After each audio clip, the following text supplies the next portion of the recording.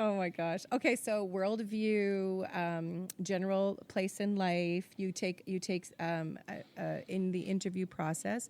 You get a really good sense of who you have in sort of your database that could be potentially a good fit, which comes Yeah. into sort of your onboarding or not, whether you think you can help people. And like across the board with your clients, would you say it's like what would be the youngest that you would see?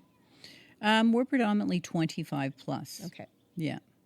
Another thing, when I'm taking a client, I like to think that that person is at the right stage. They're ready. They've done the work on themselves, all that kind of thing. And sort of brings to mind a woman I just had recently because she came on board.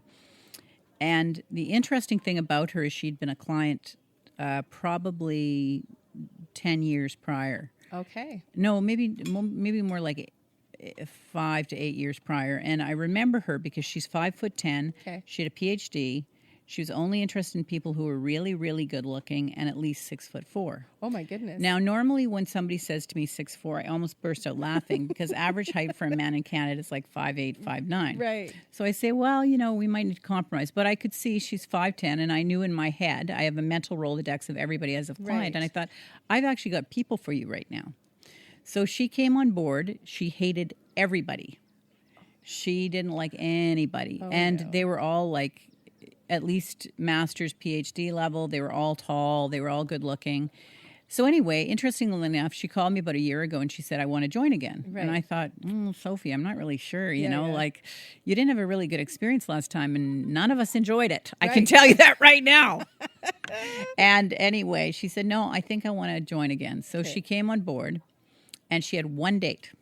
She met Bill. I was Tall, going to say, was he 5'9"? No, he's 6'2", I think. Okay. He's got multiple PhDs. He's good looking and he's really nice. Aw.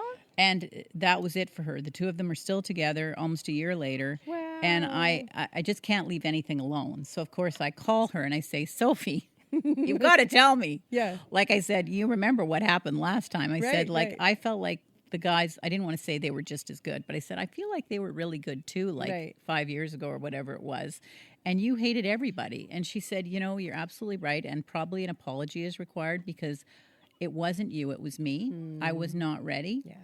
And I knew this time that I was ready. And I knew when I looked back on those guys you'd suggested before, I knew that they were good matches and I just wasn't there. She was just still fighting inside herself. Yeah, she hadn't done the work and she just wasn't ready and she was hurt and it was just not good. Yeah. And so I try to avoid those. I try to avoid people in that situation. Yeah. And I can usually suss that out. It's interesting that I wasn't able to with her. Oh, interesting.